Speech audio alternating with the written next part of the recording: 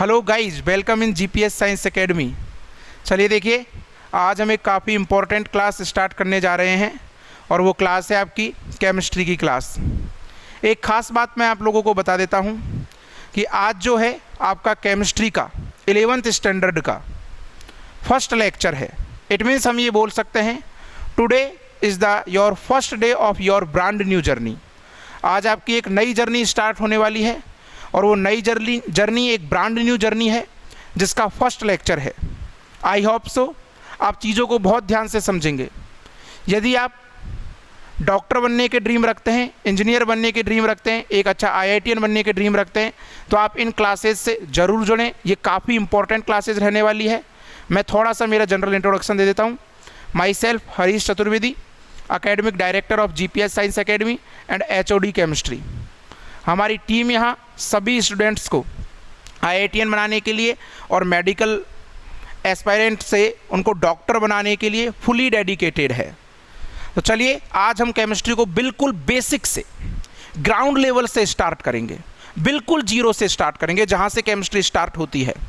और one by one day आप देखते जाएंगे, पर लेक्चर टू लेक्चर कि कैसे कैसे केमिस्ट्री जो है वो जीरो से स्टार्ट होकर, ग्राउंड लेवल से स्टार्ट होकर अपना लेवल पकड़ने लगती है। इट मीन्स हम बिल्कुल बेसिक से स्टार्ट करेंगे, जीरो ग्राउंड लेवल से स्टार्ट करेंगे और IIT एडवांस से भी अपर लेवल तक जाएंगे, ताकि कोई भी सिंगल क्वेश्चन, चाहे वो मेडिकल एग्जाम में आए या JEE मेन के एग्जाम में आए या JEE एडवांस के एग्जाम में आए, आप कैसे क्रैक करेंगे ये मैं आप लोगों को सिखा दूंगा।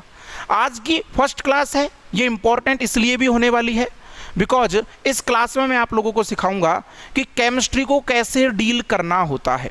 बहुत इंपॉर्टेंट रहेगी स्टूडेंट्स। चलिए हम स्टार्ट करते हैं बिल्कुल जीरो से। स्टूडेंट्स, फर्स्ट ऑफ ऑल एक बात आती है, what is the chemistry. Chemistry की डेफिनेशन क्या है, what is the definition of the chemistry, how to define chemistry. तो मैं इस बात पर जाऊंगा, उससे पहले एक बात और है जो आप लोगों को एकदम क्लियर कर देता हूँ। एक्चुअली केमिस्ट्री जो है वो बहुत वास्ट सब्जेक्ट है। ये इतनी वास्ट सब्जेक्ट है कि एक्चुअल में केमिस्ट्री कोई एक सिंगल सब्जेक्ट नहीं है। ये सब्जेक्ट है, कॉम्बिनेशन है 3 सब्जेक्ट्स का। इसमें 3 पार्ट्स प्रेजेंट है। कौन कौन से हैं वो 3 पार्ट्स, इधर देखिए आप वन बाई वन। एक पार्ट तो होता है इसमें इनऑर्गेनिक केमिस्ट्री, जिसे शॉर्ट में हम लोग IOC बोल देते हैं। सेकंड पार्ट जो है इसका वो है ऑर्गेनिक केमिस्ट्री, जिसे शॉर्ट में हम बोलते हैं OC। And third part is physical chemistry, जिसे हम लोग शॉर्ट में बोलते हैं PC। तो केमिस्ट्री जो है एक्चुअल में इन 3 पार्ट्स का, इन 3 सब्जेक्ट्स का कॉम्बिनेशन है। कौन कौन से?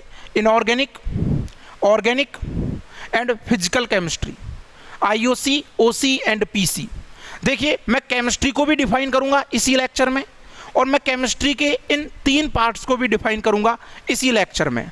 उससे पहले आप लोग जानें, थोड़ा सा थीम को पकड़ें, थोड़ा सा यहाँ कंफर्म करें कि ये जो इनऑर्गेनिक केमिस्ट्री IOC जो है, या ऑर्गेनिक केमिस्ट्री OC जो है, या फिजिकल केमिस्ट्री PC जो है, इनका फ्लेवर किस टाइप का है, किस टाइप से इन सब्जेक्ट्स को पढ़ा जाता है, इन सब्जेक्ट्स के अंदर जो मैटर प्रेजेंट है वो किस टाइप का प्रेजेंट है।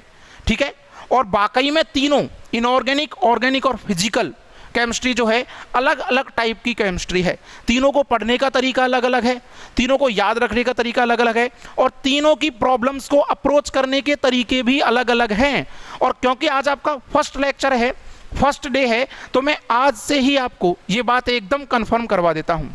और सुनिए, ऐसा कभी नहीं होता कि हम केमिस्ट्री को कहीं से भी स्टार्ट कर दें, कि सीधा फर्स्ट डे से ही हम ऑर्गेनिक केमिस्ट्री स्टार्ट कर दें।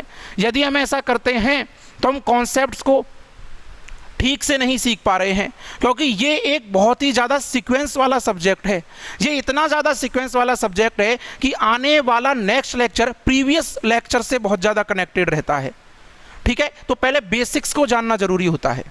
अब देखिए क्या होता है यहाँ पर। इनऑर्गेनिक केमिस्ट्री जो है, IOC जो है, वो किस तरीके का सब्जेक्ट है। एक्चुअली इनऑर्गेनिक केमिस्ट्री जो है वो थोड़ा अंडरस्टैंडिंग्स वाला सब्जेक्ट है। अंडरस्टैंडिंग्स बहुत ज़्यादा है, इसमें समझने की चीज़ें बहुत ज़्यादा है और वो ठीक से हमें समझ में आनी चाहिए। और इसके साथ साथ ये एक facts and information based subject है, ये facts and information based subject है। दोनों पॉइंट्स को ध्यान से समझिए जो मैंने यहां लिखे हैं, एक तो अंडरस्टैंडिंग्स और एक लिखा है मैंने facts and informations based subject. अब यहां आप लोग ये देखिए कि अंडरस्टैंडिंग्स क्या होती है, फैक्ट्स क्या होते हैं, इंफॉर्मेशंस क्या होते हैं। और एक बात और, इस सब्जेक्ट में आईओसी में ट्रेंड्स भी बहुत ज़्यादा प्रेजेंट होते हैं। अब मैं एकदम क्लियर 1 बाय 1 आपको बताता हूँ। अंडरस्टैंडिंग्स इट मीन्स यहाँ समझने की चीज़ें बहुत ज़्यादा है, ठीक है, एक एक पॉइंट, एक एक डेफिनेशंस, ठीक है, जितनी भी इसकी थ्योरी आ रही है, क्योंकि थ्योरी टाइप का ये थोड़ा सब्जेक्ट है, उसको ठीक से समझे। साथ ही साथ में facts and information based subject है। फैक्ट और इंफॉर्मेशंस होते क्या है, देखिए ये एक ऐसा सब्जेक्ट है जिसके लिए एक्सपेरिमेंटल डाटा की नीड होती है। इट मीन्स किसी भी थ्योरी को कंसीडर करने के लिए या किसी भी एग्जाम्पल को ठीक से समझने के लिए लैब में पहले उस पर एक्सपेरिमेंट्स किए जाते हैं। उन एक्सपेरिमेंट्स से कुछ ऑब्जर्वेशंस आते हैं और वो ऑब्जर्वेशंस फैक्ट का काम करते हैं, इंफॉर्मेशंस का काम करते हैं। जैसे अभी कोविड-19 बहुत ज़्यादा चल रहा है, तो हो क्या रहा है, इंडिया में भी और सारी डेवलप्ड कंट्रीज में भी लैब के अंदर इस पर एक्सपेरिमेंट्स किए जाते हैं। उन एक्सपेरिमेंट्स से ऑब्जर्वेशंस आते हैं और वो ऑब्जर्वेशंस ही फैक्ट और इंफॉर्मेशंस का काम करते हैं। इसलिए पर डे जब आप देखते हो न्यूज़पेपर में या जर्नल्स वगैरह में या मैगजीन्स वगैरह में, तो पर डे कोई ना कोई न्यू इन्फॉर्मेशन जो है वो कोविड-19 की आती है। जैसे कभी बताते हैं कि एयरबोर्न डिजीज है, कभी बताते हैं कि ड्रॉपलेट से हो रहा है, कभी क्या बताते हैं इसके लिए, ठीक है। तो वो सब फैक्ट्स हैं, वो सब इन्फॉर्मेशंस हैं। कहाँ से आई, कब आई, जब आपने उस पर एक्सपेरिमेंट्स किए। It means inorganic chemistry IOC बहुत ज़्यादा एक्सपेरिमेंट वाला सब्जेक्ट है और उन एक्सपेरिमेंट से फैक्ट्स गेन होते हैं, इन्फॉर्मेशंस गेन होती है और उन फैक्ट्स और इंफॉर्मेशंस को ठीक से याद रखना होता है। क्यों याद रखना होता है, सिंपल सी बात है, नीट के अंदर भी और जेईई मेन के अंदर भी एनसीईआरटी के डाटा, एनसीईआरटी के फैक्ट, एनसीईआरटी की इंफॉर्मेशंस डायरेक्ट पूछी जाती है इनऑर्गेनिक केमिस्ट्री में। आई क्या बात समझ में, मोस्ट ऑफ क्वेश्चंस यहां से निकल रहे होते हैं। नेक्स्ट बात आती है अंडरस्टैंडिंग फैक्ट एंड इंफॉर्मेशंस के बाद ट्रेंड्स की। इनऑर्गेनिक केमिस्ट्री में ट्रेंड्स के क्वेश्चन बहुत ज़्यादा बनते हैं। ट्रेंड के क्वेश्चन किस टाइप के होते हैं, क्या ट्रेंड्स होते हैं, देखिए आप लोग थोड़ा तो 10th स्टैंडर्ड पर सीख कर आते ही हो। पीरियडिक प्रॉपर्टीज में एटॉमिक रेडियस है, आयनेशन एंथैल्पी है, इलेक्ट्रॉन गेन एंथैल्पी है, इलेक्ट्रॉन नेगेटिविटी है। तो इन सब के जो ट्रेंड्स हम लिखते थे, इट मीन्स जो ऑर्डर्स लिखते थे, बॉइलिंग पॉइंट, मेल्टिंग पॉइंट के जो ऑर्डर्स लिखते हैं, bond dissociation enthalpy, bond length वगैरह के जो ऑर्डर्स लिखते हैं, इस टाइप के, या मैग्नेटिक मोमेंट के जो ऑर्डर लिखते हैं, इस टाइप के ऑर्डर वाले क्वेश्चन यहाँ से बहुत बनते हैं। ट्रेंड्स वाले क्वेश्चंस बहुत बनते हैं। It means up to down जाने पर ग्रुप्स में या पीरियड में लेफ्ट टू राइट जाने पर पीरियडिक प्रॉपर्टीज या अदर प्रॉपर्टीज किस तरीके से अफेक्ट होती है, उनके क्वेश्चंस भी बहुत बनते हैं, ठीक है। तो 3 पॉइंट तो ये समझिए आप, तो आपको पता लग रहा है आईओसी का फ्लेवर कैसा है, ठीक है। नेक्स्ट बात और है जो बहुत इंपॉर्टेंट है, मैंने बताई भी है, ये एक एक्सपेरिमेंट बेस्ड सब्जेक्ट है, ये एक्सपेरिमेंटल सब्जेक्ट है, एक्सपेरिमेंट बेस्ड होती है और बहुत ज़्यादा चीज़ें बिल्कुल आपसे छुपाएंगे नहीं, जो फैक्ट है वही बताएंगे और बताना भी चाहिए क्योंकि स्टूडेंट को सिलेक्शन जो देना है, ठीक है। और वो ये है यहाँ पर कि ये ऐसा पार्ट है केमिस्ट्री का जो मेमोराइजेशन ज़्यादा मांगता है। आप इसको जितना ज़्यादा मेमोराइज करते हो, क्यों भाई, क्योंकि इधर देखो इसमें फैक्ट्स हैं, इन्फॉर्मेशंस हैं, आपको याद ही नहीं है, आप क्वेश्चन क्लिक ही नहीं कर पाओगे एग्जाम के अंदर, ठीक है। तो आपको यदि फास्ट क्वेश्चन क्लिक करना है, कंफर्म यदि करना है, तो ये सारी चीज़ें 1 बाय 1 याद होनी चाहिए।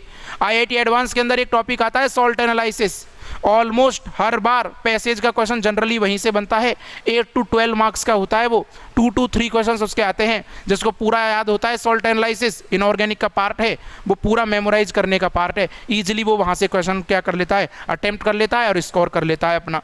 तो स्कोरिंग सब्जेक्ट भी बहुत है केमिस्ट्री, और खासकर इनऑर्गेनिक उसमें बहुत बड़ा पार्ट है जो डायरेक्ट स्कोर देता है, ठीक है। मेमोराइजेशन वाला सब्जेक्ट मैं ये बता रहा था, तो इसमें मेमोराइजेशन ज़्यादा चाहिए, हालांकि प्रैक्टिस भी होनी चाहिए मेमोराइजेशन के साथ साथ।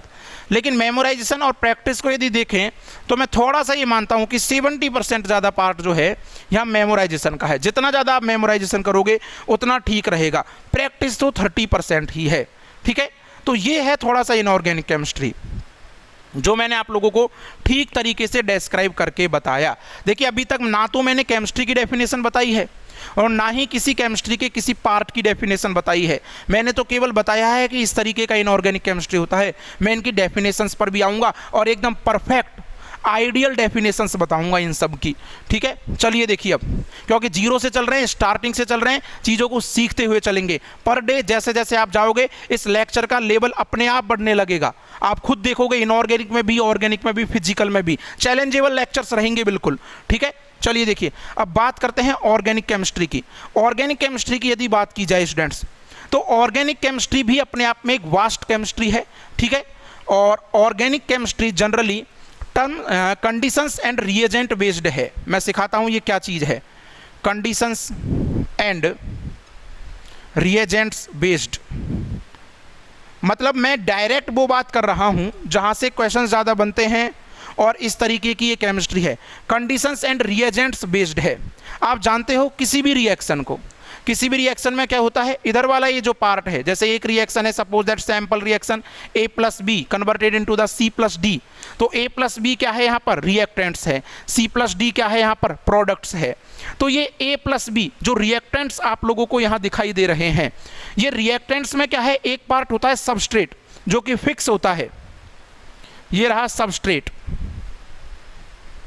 अब मैं यहाँ B की जगह कुछ और भी ला सकता हूँ। ठीक है, अभी एक बार B लेकर आया तो B यहाँ रिएजेंट का काम कर रहा है, E लेकर आए, F लेकर आए, तो एक फिक्स कंपाउंड से बदल बदल कर जो रिएक्टेंट ला रहे हैं उसके साथ रिएक्शन करवाने के लिए वो यहाँ रिएजेंट का काम करता है। उसकी वजह से ये रिएक्शन कंप्लीटली चेंज होती है, प्रोडक्ट चेंज होते हैं। ठीक है, तो ये रिएजेंट्स ठीक से आने चाहिए। जिस स्टूडेंट पर ऑर्गेनिक केमिस्ट्री में रिएजेंट ठीक से आते हैं, IIT एडवांस के क्वेश्चंस में उसको बिल्कुल प्रॉब्लम नहीं होती। नीट जेईई मेन में रिएजेंट का हालांकि अपने आप में इंपॉर्टेंस होता है, लेकिन जनरली रिएक्शंस इसकी NCERT से आ जाती है। तो रिएजेंट्स ठीक से आने चाहिए। साथ ही साथ कंडीशंस, किसी भी रिएक्शन में टेम्परेचर, प्रेशर वगैरह में यदि चेंज हो रहा हो या कोई और क्रिटिकल कंडीशंस यदि आ रही हो तो वो भी ठीक से आनी चाहिए। ठीक है स्टूडेंट्स, एक तो यहाँ कंडीशंस एंड रिएजेंट बेस्ड बहुत ज़्यादा है ये। नेक्स्ट पार्ट क्या है, मेमोराइजेशन, इसमें भी बहुत ज़्यादा चाहिए। ठीक है, मेमोराइजेबल सब्जेक्ट है, याद होना चाहिए ज़्यादा से ज़्यादा, कॉन्सेप्ट पता होना चाहिए, मेमोराइजेबल सब्जेक्ट है ये। इनऑर्गेनिक केमिस्ट्री की तरह ही है, लेकिन मेरी एक बात सुनिएगा बहुत ध्यान से, आप डायरेक्ट ऑर्गेनिक केमिस्ट्री को कभी अप्रोच नहीं कर सकते कि आप केमिस्ट्री की स्टार्टिंग ऑर्गेनिक से कर दें, नेबर, आप कभी नहीं कर सकते। बिकॉज ऑर्गेनिक केमिस्ट्री में जो कॉन्सेप्ट चाहिए, बेसिक कॉन्सेप्ट्स, वो इनऑर्गेनिक से ही जनरेट होकर आते हैं। इनऑर्गेनिक केमिस्ट्री में फर्स्ट ऑफ ऑल हम स्टडी करेंगे matter, quantum number and electronic configuration. आप देखिएगा सिलेबस जो चलेगा वो वही सिलेबस चलेगा जो IIT एडवांस का सिलेबस है। क्लियर है क्या? पहले इनऑर्गेनिक के हम 3 पार्ट कंप्लीट करेंगे और बहुत वास्टली कंप्लीट करेंगे, full to advance level complete करेंगे। कौन कौन से? Electronic configuration and quantum number वाला पार्ट, जब ये पार्ट कंप्लीट हो जाएगा उसके बाद periodic table and periodic properties वाला पार्ट, और उसके बाद केमिकल बॉन्डिंग बेसिक वाला part and chemical bonding advanced वाला पार्ट। जब केमिकल बॉन्डिंग बेसिक हो जाए कम से कम और पीरियडिक प्रॉपर्टीज हो जाए, उसके बाद ऑर्गेनिक स्टार्ट होती है। क्योंकि रिएक्शंस होती हैं, जनरल ऑर्गेनिक केमिस्ट्री होती है, छोटे छोटे कॉन्सेप्ट होते हैं और वो बिना इनऑर्गेनिक के जनरेट नहीं हो पाते हैं, तो डायरेक्ट रटने वाली कंडीशन हम बिल्कुल क्रिएट नहीं करेंगे। तो ये मेमोराइजेबल सब्जेक्ट है, कंडीशंस एंड रिएजेंट बेस्ड है, और एक्स्ट्रापोलेट नॉलेज, जितना ज़्यादा आप इसमें नॉलेज रखते हो उतना ज़्यादा बढ़िया रहता है एक्स्ट्रापोलेट नॉलेज। अब सुनिए मेरी बात, मेमोराइजेशन के साथ साथ यहाँ प्रैक्टिस बहुत चाहिए, क्योंकि ये एग्जाम्पल वाला सब्जेक्ट है। मेमोराइजेशन प्लस प्रैक्टिस, मैं तो ये कहूँगा कि जितना मेमोराइजेशन करते हो उतनी प्रैक्टिस करो। 50% मेमोराइजेशन प्लस 50% प्रैक्टिस, ऐसा होता है ऑर्गेनिक केमिस्ट्री स्टूडेंट्स। ठीक है, चलिए, इट मीन्स ये आप लोगों का आज का केमिस्ट्री ओरिएंटेशन क्लास भी है for IIT JEE advanced, JEE main as well as NEET. Okay, अब फिजिकल केमिस्ट्री की बात करते हैं। फिजिकल केमिस्ट्री कैसा है? Physical chemistry just like physics, थोड़ा थोड़ा इसमें फिजिक्स जैसा फ्लेवर होता है। एक्चुअली ये मैथमेटिकल एनालिसिस है, थ्योरीज और मॉडल्स का मैथमेटिकल एनालिसिस है फिजिकल केमिस्ट्री। जैसे आप लोगों ने रदरफोर्ड मॉडल देखा है, या फिर आप लोगों ने थॉमसन मॉडल देखा है, बोर मॉडल देखा है, इन सब में क्या होता है? मैथमेटिकल एनालिसिस आप जो देखते हो। ठीक है, तो ये मैथमेटिकल एनालिसिस वाला सब्जेक्ट है। बाकी स्टार्टिंग वाली दोनों केमिस्ट्री मैथमेटिकल एनालिसिस नहीं रखती थी, तो ये एक इंपॉर्टेंट पॉइंट है, मैथमेटिकल एनालिसिस प्रेजेंट होता है यहाँ पर। ठीक है, मैथमेटिकल एनालिसिस के बाद नेक्स्ट पॉइंट, ये बहुत ज़्यादा कैलकुलेशन बेस्ड सब्जेक्ट है, फॉर्मूला बेस्ड सब्जेक्ट है, फॉर्मूले आने चाहिए। यदि एनसीईआरटी में गिवन टॉपिक्स के फॉर्मूले आते हैं तो हम जेईई मेन और नीट के क्वेश्चंस को इजीली क्रैक कर सकते हैं, ठीक है। और अच्छे से उनकी डेरिवेशंस और अप टू एडवांस लेवल तक जब चीज़ें हम सीख जाते हैं फिजिकल केमिस्ट्री की, तो वहाँ के क्वेश्चंस को भी हम डील कर सकते हैं, ठीक है। तो ये देख लीजिए, formula and calculations based subject है। इसमें थ्योरी बहुत कम मिलेगी आपको। हालांकि मैं ऐसे नहीं बोल रहा कि थ्योरी के क्वेश्चन नहीं बनते, थ्योरी के क्वेश्चन भी फिजिकल केमिस्ट्री से बनते हैं, लेकिन कम बनते हैं, ठीक है। फॉर्मूला और कैलकुलेशंस और न्यूमेरिकल्स टाइप के ज़्यादा क्वेश्चंस बनते हैं। इट मीन्स यहाँ मेमोराइजेशन बहुत कम है। जनरली सारा गेम जो है फिजिकल केमिस्ट्री का वो प्रैक्टिस के ऊपर डिपेंड करता है। ज़्यादा से ज़्यादा प्रैक्टिस चाहिए। मैं तो ये कहूँगा कि 30% ही मानकर चलिए आप यहाँ मेमोराइजेशन, 70% तो पूरा गेम प्रैक्टिस का है। जिस स्टूडेंट ने 1 बाय 1 एकदम जीरो लेवल से न्यूमेरिकल्स को करना स्टार्ट किया और इजीली 1 बाय 1 डे यदि वो प्रैक्टिस करता चला गया तो फिजिकल केमिस्ट्री को इजीली वो सीख सकता है। अब मैं वापस से बता रहा हूँ, फिजिकल केमिस्ट्री को पढ़ने का एक तरीका और। स्टूडेंट क्या सोचता है कि यार मैं फिजिकल केमिस्ट्री पढ़ रहा हूँ तो फिजिकल केमिस्ट्री का डायरेक्ट कोई भी न्यूमेरिकल मुझे अप्रोच करना चाहिए। नेबर, ऐसा आप करोगे तो फेल हो जाओगे फिजिकल केमिस्ट्री के अंदर। तरीका ये होता है, जो भी टॉपिक हुआ सबसे पहले उसके बिल्कुल बेसिक क्वेश्चंस करें, एकदम बेसिक लेवल 1 वाले क्वेश्चंस। वहाँ से आपके कॉन्सेप्ट डेवलप होने लगेंगे, आप चीज़ों को सीखने लगोगे। जब वो कॉन्सेप्ट ठीक से डेवलप हो जाएंगे, चीज़ें जब आप ठीक से सीखने लग जाओगे, तो अब आप थोड़े अपर लेवल के लेवल 2 लेवल 3 टाइप के क्वेश्चंस को सॉल्व करें, ठीक है। और उसके बाद जब आप देखोगे तो जेईई एडवांस में आए हुए क्वेश्चंस आप लोगों को बहुत सिंपल लगने लगेंगे। ये है फिजिकल केमिस्ट्री को पढ़ने का तरीका।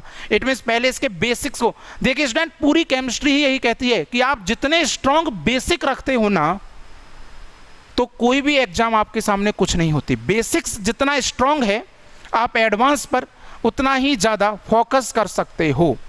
मैंने जब भी स्टूडेंट्स को पढ़ाया है मैं यही बात बोलता हूँ, आप अपने बेसिक्स को स्ट्रॉन्ग कीजिए बस। जितने स्ट्रॉन्ग बेसिक है, क्योंकि बेसिक स्ट्रॉन्ग होना ही टफ होता है, जितने स्ट्रॉन्ग बेसिक है उतना ही अच्छा सब्जेक्ट हो जाएगा आपका एडवांस लेवल पर, ठीक है। तो ये देखिए, मैंने बताया आप लोगों को केमिस्ट्री का ओरिएंटेशन कि 3 टाइप का है, inorganic, organic and physical chemistry, और ये इस टाइप का होता है। इस तरीके से आप लोगों को इसकी स्टडी करनी है, ठीक है। इस तरीके का फ्लेवर मिलेगा आपको यहाँ पर। अब इंपॉर्टेंट बात जो मैं आगे जा रहा हूँ, क्योंकि अभी तक ना तो मैंने इनऑर्गेनिक का डेफिनेशन बताया, ना ऑर्गेनिक का, ना फिजिकल का। मैं फर्स्ट क्लास बिल्कुल केमिस्ट्री के ओरिएंटेशन से स्टार्ट करता हूँ। इसलिए करता हूँ बिकॉज 2 ईयर्स तक स्टूडेंट से बिल्कुल कनेक्ट रहना होता है, पर डे उसकी मॉनिटरिंग करनी होती है, तब जाकर वो अच्छा स्कोर कर पाता है।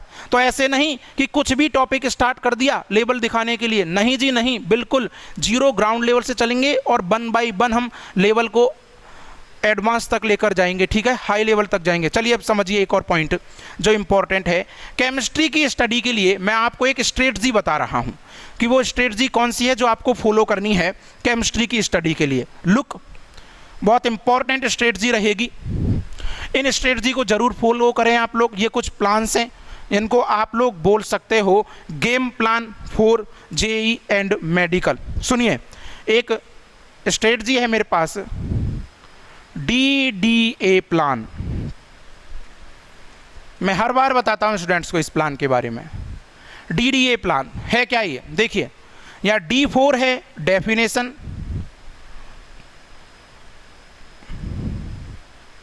नेक्स्ट D है डेरिवेशन,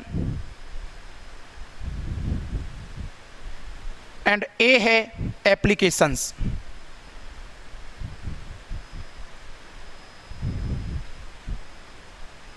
डेफिनेशन, डेरिवेशन, एप्लीकेशन। जी हाँ, केमिस्ट्री की स्टडी का यही तरीका है। सबसे पहले जिस भी टॉपिक को आप स्टडी कर रहे हो उसके बेसिक इंट्रोडक्शन को जानें, उसके जनरल इंट्रोडक्शन को जानें, उसकी डेफिनेशंस को जानें, उसके जनरल कैरेक्टरिस्टिक्स को जानें। जब आप उसका बेसिक अच्छा कर चुके हो तब उसके डेप्थ में जाएं। यदि फिजिकल केमिस्ट्री की स्टडी कर रहे हो तो उसकी डेरिवेशन को ठीक से समझें। यदि ऑर्गेनिक केमिस्ट्री, इनऑर्गेनिक केमिस्ट्री की ठीक से स्टडी कर रहे हो तो उसके एग्जाम्पल्स की वेराइटीज़ को ठीक से समझें। ये पार्ट होंगे डेफिनेशन और डेरिवेशन के। मैं वापस बोल रहा हूं, पहले जनरल इंट्रोडक्शन सीखें, जनरल इंट्रोडक्शन कंप्लीट हो जाने के बाद फिजिकल केमिस्ट्री है तो वहाँ मैथमेटिकल एनालिसिस को ठीक से सीखें, और यदि इनऑर्गेनिक एंड ऑर्गेनिक केमिस्ट्री यदि आप स्टडी कर रहे हो तो टाइप ऑफ एग्जाम्पल्स या जितने भी एग्जाम्पल्स की वेराइटीज है उनको ठीक से सीखे। जब ये दो काम हो जाएं, ये सीक्वेंस इंपॉर्टेंट है, जब ये दो काम हो जाएं तो आप यूज करेंगे एप्लीकेशंस, तब आप आएंगे एप्लीकेशंस पर। अब क्या होगा, जिस स्टूडेंट ने, और आप देखेंगे भी स्टडी के दौरान मैं पढ़ाऊंगा भी इसी सीक्वेंस में, इन दो पर फोकस कर लिया तो अब कोई भी एग्जाम्पल उसके जब सामने आएगा, कोई भी प्रॉब्लम जनरली उसके सामने जो आएगी तो वो ईजिली उसको क्रैक कर लेगा, बिकॉज यही तो बेसिक्स है और बेसिक से ही क्वेश्चन सॉल्व होता है। ठीक है, तो उन्हें बोला जाता है एप्लीकेशंस। तो आप फिर किसी भी प्रॉब्लम को, किसी भी लेवल की प्रॉब्लम को इजीली अप्रोच कर सकते हैं। इस तरीके से आप लोग डीडीए प्लान को फॉलो करें। एक और इंपॉर्टेंट बात जो रहेगी यहाँ पर वो क्या है, वो है सेलेक्टेड बुक्स स्ट्रेटजी। कौन सी बुक्स की स्ट्रेटजी हमें कौन सी बुक्स जो हैं वो हमें स्टडी करनी चाहिए केमिस्ट्री के लिए। सेलेक्टेड बुक्स स्ट्रेटजी, ये बहुत इंपॉर्टेंट है, मैं ये मानता हूँ। ठीक है, ये पॉइंट भी बहुत इंपॉर्टेंट है, क्योंकि एक्चुअली क्या है, और ऐसा होना भी चाहिए, स्टूडेंट जिस दिन भी प्रिपरेशन के लिए आता है, चाहे आईआईटी जेईई के लिए या फिर मेडिकल के लिए, क्योंकि उसका ये ड्रीम होता है कि उसे डॉक्टर बनना है या फिर इंजीनियर बनना है, और वो इसके लिए फुली डेडिकेटेड होता है, हाईली मोटिवेटेड होता है, और वो कुछ भी करने के लिए तैयार रहता है, किसी भी तरीके की मेहनत इसके लिए कर सकता है। ठीक है, स्टार्टिंग में तो स्टार्टिंग में स्टूडेंट क्या सोचते हैं कि बहुत सारी बुक्स खरीदी जाए और उन बुक्स की स्टडी की जाए। बुक्स की स्टडी करने से नॉलेज गेन होगा और नॉलेज गेन होने से ही हम क्वेश्चन सॉल्व कर पाएंगे। ऐसा नहीं है। मैं आपको एक बात बता देता हूं, सेलेक्टेड बुक्स को खरीदने से या बुक्स को खरीदने से सिलेक्शन नहीं होता। सिलेक्शन होता है एक अच्छा मेंटर मिलने से। चाहे आपका कोई भी सब्जेक्ट हो, यदि अच्छा मेंटर आपको एक सब्जेक्ट का भी मिल गया और उसमें यदि क्वालिटी है तो वो आपको तीनों सब्जेक्ट को भी बता सकता है किस तरीके से स्टडी करनी है। ठीक है, तो अच्छा मेंटर होना बहुत ज़रूरी है। एक ऐसा मेंटर होना चाहिए जो स्टूडेंट की सभी गलतियों को समझे और टॉपिक पढ़ाते टाइम ये बता दे कि या तो यहाँ से गलती होगी या यहाँ से क्वेश्चन बनेगा और आप इस तरीके से कर सकते हो। तो सुनो, सेलेक्टेड बुक्स स्ट्रेटजी क्या कहती है मेरे अकॉर्डिंग। सेलेक्टेड बुक्स स्ट्रेटजी ये कहती है, मैं ये चैलेंज के साथ कह सकता हूँ, आप किसी भी केमिस्ट्री की बुक को खरीदोगे तो किसी भी केमिस्ट्री की बुक में कंप्लीट नॉलेज आपको मिलेगा ही नहीं। या तो जनरली सेम नॉलेज मिलेगा मोस्ट ऑफ बुक्स में, इंडियन बुक्स में, और यदि आप फॉरेन राइटर्स की बुक्स में जाओगे तो एग्जाम्पल्स बहुत अच्छे मिलेंगे, लेकिन किसी एक बुक में कुछ एग्जाम्पल्स मिल जाएंगे, दूसरी में वो स्किप होंगे, कुछ और मिलेंगे।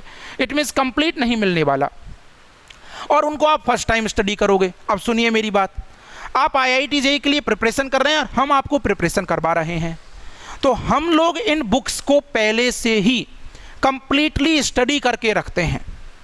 दिन और रात इनकी इतनी स्टडी कर चुके होते हैं कि ठीक से पता होता है किस बुक के अंदर किस टाइप का कॉन्सेप्ट और किस टाइप का एग्जाम्पल छुपा हुआ है, और इन सब को मिक्स करके जो मैटर तैयार होता है वो हम आपको क्लासरूम में प्रोवाइड करवाते हैं। इसलिए मैं कह रहा हूं, बुक्स से ज़्यादा इंपॉर्टेंट आपके मेंटर्स हैं। मेंटर्स को जितनी अच्छी नॉलेज है सब्जेक्ट की, वो आपको उतना ही अच्छा लेवल देगा क्लासरूम में। ठीक है, तो सेलेक्टेड बुक्स, हालांकि फिर भी उसके बाद भी कुछ बुक्स मैं आपको बताना चाहूँगा कि कौन सी बुक्स और क्यों लेनी है वो बुक्स, उनका रीज़न भी मैं आपको बताऊँगा। ठीक है, तो पहली तो आपको कोई थ्योरी वाली बुक नहीं लेनी केमिस्ट्री में। जब मैं केमिस्ट्री डील कर रहा हूँ आपके साथ तो आपको कोई थ्योरी वाली बुक लेनी ही नहीं है, किसी बुक से थ्योरी की स्टडी करनी ही नहीं है, क्योंकि फुल टू जितनी भी थ्योरी है, जितने भी एग्जाम्पल्स है, वो सब आपको क्लासरूम में देंगे। और ऐसा नहीं कि ऑनलाइन क्लासरूम चल रहा है तो एक बेसिक चीज़ें ही बता के रह जाएं, डेफिनेशंस और एग्जाम्पल्स ही बता कर रह जाएं। मेरे वीडियो जाएंगे बहुत सारे, अब आप देखना वन बाय वन ऑनलाइन में कितना लेवल आपको मिलता है, वरना ऑनलाइन में जनरली बहुत कम लेवल ही देकर रह जाते हैं लोग। यहाँ देखना आप लोगों को बहुत ज़्यादा, बिल्कुल आप किसी से भी कंपैरिजन कर सकते हैं। अब जो आपको केमिस्ट्री मिलने वाली है स्टूडेंट्स, वो बहुत अच्छे लेवल से मिलेगी। ठीक है, सेलेक्टेड बुक्स स्ट्रेटजी में तो मैंने क्या बताया, थ्योरी की कोई बुक नहीं लेनी। अब मैं क्या चाहता हूँ, कुछ बुक्स लेनी है आपको प्रैक्टिस के तौर पर, जिनमें केवल क्वेश्चंस गिवन होते हैं और उन क्वेश्चंस की आपको प्रैक्टिस करनी होती है। लेकिन उसके पीछे एक शर्त है कि उन बुक्स के क्वेश्चंस को आप तब सॉल्व करोगे जब पहले मेरी पढ़ाई हुई पूरी थ्योरी पढ़ लोगे, ठीक है, उसके बाद जो डीपीपीज मैं दूंगा उनको सॉल्व कर लोगे, और जो असाइनमेंट मैं दूंगा उनको सॉल्व कर लोगे, तब 4th नंबर पर आएगा वो।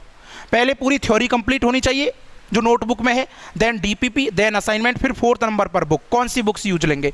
इधर देखो, आईओसी के लिए, इनऑर्गेनिक केमिस्ट्री के लिए आप एक बुक आती है बीके जायसवाल, इसको लें। इस बुक में केवल क्वेश्चंस हैं, फुल टू एडवांस लेवल हैं। मेडिकल के भी है, मेडिकल की अलग आती है ये इसी नाम से, जेईई एडवांस वालों के लिए बहुत अच्छी है। और फिर भी आप सोचें कि थोड़ी थ्योरी और पढ़नी है हमें तो सर, तो मैंने कई बार देखा है, मैं जब इनऑर्गेनिक केमिस्ट्री पढ़ाता हूं तो स्टूडेंट से कहता हूं कि स्टूडेंट्स एक बुक आती है जेडी ली, फॉरेन ऑथर की है, इसको आप खरीद लें। और खरीदने के बाद वो बुक रखी रह जाती है, क्योंकि जितने भी टॉपर स्टूडेंट होते हैं वो एक ही बात आकर बोलते हैं, सर जेडी ली में जितना दिया हुआ है वो उतना नोटबुक में है, जेडी ली से ज़्यादा नोटबुक के अंदर है, तो हमें जेडली पढ़ने की ज़रूरत नहीं है। फिर भी आप लोग जेडली बुक को यूज कर सकते हैं इनऑर्गेनिक केमिस्ट्री के लिए, ठीक है। उसके बाद ऑर्गेनिक केमिस्ट्री, ऑर्गेनिक केमिस्ट्री में एग्जाम्पल ज़्यादा से ज़्यादा आपको सॉल्व करने हैं। एक बुक आती है MS चौहान, या तो इसको लें, या एक SKM सर की बुक आती है, ठीक है। और फिजिकल केमिस्ट्री में N अवस्थी, ठीक है। इन बुक्स के अलावा आप कुछ भी नहीं खरीदें, पूरे 2 इयर्स का आपका काम हो जाना है। डीपीपी असाइनमेंट्स और जो टेस्ट सीरीज हम आपको देंगे, ठीक है, उनको सॉल्व करें, ठीक है। और जहां भी प्रॉब्लम आए पर्सनल टच में रहे। तो आईओसी, ओसी और पीसी के लिए ये कुछ सेलेक्टेड बुक्स स्ट्रेटजी हुई, ठीक है। अब एक और इंपॉर्टेंट बात, आई ओपनर स्ट्रेटजी, ये मैं खुद भी फॉलो करता हूं और मैं चाहता हूं आप लोग भी फॉलो करें आई ओपनर स्ट्रेटजी। देखो स्टूडेंट, एक बात मैं आप लोगों को बताना चाहता हूं, बिल्कुल हर्टली ये बात बताना चाहते हैं, और सुनिएगा इस बात को। स्टूडेंट, आप लोग तो 2 ईयर प्रोग्राम लेने के बाद एक बार या फिर रिपीट करते हो तो 2 बार आईआईटी के एग्जाम देते हो। एक टीचर हर साल आईआईटी के एग्जाम देता है जो आईआईटी जेईई का मेंटर होता है। क्लियर है क्या? इसलिए हमें खुद को भी बहुत ज़्यादा अपडेटेड रहना होता है, और हम चाहते हैं कि स्टूडेंट ज़्यादा से ज़्यादा स्कोर करें। इसके लिए उनको स्ट्रेटजी बतानी भी इंपॉर्टेंट रहती है। तो ये एक स्ट्रेटजी है, इसको ज़रूर फॉलो करें, eye opener strategy. Eye opener strategy, देखो ये स्ट्रेटजी कितनी इंपॉर्टेंट है, सुनना मेरी बात बहुत ध्यान से, बहुत ध्यान से सुनना, दिस इज इंपॉर्टेंट स्ट्रेटजी, ठीक है। चलिए देखिए, आई ओपनर स्ट्रेटजी क्या कहती है, मेरी बात बहुत ध्यान से सुनना। स्टूडेंट्स, आईआईटी जेईई का एग्जाम साल में एक दिन नहीं होता, पूरे 365 डेज पर डे होता है आईआईटी जेईई का एग्जाम। और पर डे यदि आप उसको क्लियर कर रहे हो तो ही आप एक अच्छे आईआईटी बनने के पाथवे पर हो। कब होता है? Morning 4 o'clock। जो स्टूडेंट मॉर्निंग में 4 AM जागकर अपनी स्टडी करना स्टार्ट कर देता है और अपने डे को पूरा सेट रख लेता है, 1 by 1 पूरे 2 इयर्स के बाद वो ये देखता है कि वो आईआईटी जेईई एडवांस के अंदर बहुत अच्छी रैंक जो है वो गेन कर रहा है। बिकॉज इस टाइम पर जो जग जाता है ना, एक दिन प्रॉब्लम आती है, 2 दिन प्रॉब्लम आती है, कुछ स्टूडेंट 7-8 दिन तक जगने लगते हैं फिर छोड़ देते हैं। इसका मतलब क्या हुआ? आप एग्जाम को ही छोड़ रहे हो एक तरीके से। तो this is an important thing, eye opener strategy. तो ये क्या है? आज की बहुत इंपॉर्टेंट ओरिएंटेशन क्लास है केमिस्ट्री की, जिसमें मैंने पहले तो बताया केमिस्ट्री के तीनों पार्ट किस तरीके के हैं, तीनों पार्ट कैसे स्टडी करने हैं, ठीक है। सेलेक्टेड बुक्स स्ट्रेटजी बताई, DDA आपको बताया, देन आई ओपनर स्ट्रेटजी बताई। अब क्योंकि आप ये जान चुके हो केमिस्ट्री क्या है, केमिस्ट्री को कैसे स्टडी करना है, अब आते हैं how to define chemistry. What is the chemistry, what is the definition of chemistry, ठीक है। चलिए देखिए, बहुत सिंपली मैं इसको डिफाइन कर देता हूं, और इतना सिंपली डिफाइन करूंगा उसके बाद किसी भी डेफिनेशन की आपको नीड नहीं होगी। Complete study of a matter is known as chemistry. किसी भी मैटर की कंप्लीट स्टडी जो है उसे केमिस्ट्री कहा जाता है। ये मेरे हाथ में मार्कर है, मैं चाहे इसकी कंप्लीट स्टडी कर लूँ या किसी भी मैटर की, और हम आपको बताएंगे भी मैटर क्या है। मैटर से ही हम स्टार्ट करेंगे, क्लासिफिकेशन ऑफ मैटर से ही हम स्टार्ट करेंगे। Complete study of a matter is known as chemistry, ठीक है। अब कंप्लीट स्टडी में आता क्या क्या है इसकी भी बात हम करने वाले हैं। The complete study of a matter, एक मैटर की कंप्लीट स्टडी में आता क्या क्या है। सब बता दूंगा, उसमें इनऑर्गेनिक, ऑर्गेनिक, फिजिकल कैसे कैसे आता है।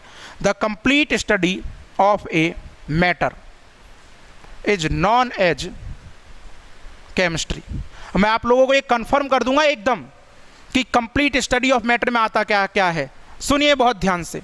सबसे पहली बात, यदि मैटर की कंप्लीट स्टडी की हम लोग बात कर रहे हैं तो मैटर का कंपोजिशन, कि मैटर किन किन इंग्रेडिएंट से मिलकर, किन किन कंस्टिट्यूएंट पार्टिकल्स से मिलकर कैसे कैसे बना हुआ है, कंपोजिशन ठीक से आना चाहिए, ठीक है। और कंपोजिशन के ऊपर क्वेश्चंस भी बनते हैं, और जब क्वेश्चन बनते हैं ना, बनने से पहले बता दूंगा ये क्वेश्चन बन रहा है, क्लियर। तो कंपोजिशन ठीक से आना चाहिए मैटर का। कंपोजिशन के बाद मैटर की स्ट्रक्चर कैसी है, स्ट्रक्चर ठीक से आनी चाहिए। कंपोजिशन ठीक से आए और स्ट्रक्चर, मैटर किस टाइप की स्ट्रक्चर रखता है, स्ट्रक्चर के ऊपर इनऑर्गेनिक केमिस्ट्री बहुत फोकस करती है, क्लियर है क्या। बहुत सारे इनऑर्गेनिक कंपाउंड्स की स्ट्रक्चर मैं आपको सिखाऊंगा और किस तरीके से स्ट्रक्चर से ही क्वेश्चंस बन जाते हैं। तो complete study of a matter is known as chemistry. Complete study में आप क्या क्या सीखते हो, मैटर का कंपोजिशन, मैटर का स्ट्रक्चर, ठीक है। उसके बाद मैटर की प्रॉपर्टीज, और प्रॉपर्टीज भी दो टाइप की, physical and chemical properties. Physical properties भी ठीक से आनी चाहिए और केमिकल प्रॉपर्टीज भी ठीक से आनी चाहिए मैटर की। फिजिकल प्रॉपर्टीज की बात कर लेते हैं, जैसे मेल्टिंग पॉइंट है, बॉइलिंग पॉइंट है, डेंसिटी है, ये सब प्रॉपर्टीज ठीक से आनी चाहिए, ये फिजिकल प्रॉपर्टीज में आती है। और केमिकल प्रॉपर्टीज, इट मीन्स ये मैटर जो है वो किस तरीके की केमिकल रिएक्शंस दिखाएगा, ठीक है। कंपोजिशन ठीक से आना चाहिए, स्ट्रक्चर आना चाहिए, फिजिकल एंड केमिकल प्रॉपर्टीज आनी चाहिए। फिर इस मैटर के अंदर कौन कौन सी केमिकल रिएक्शंस होती हैं वो भी पता होनी चाहिए। It means chemical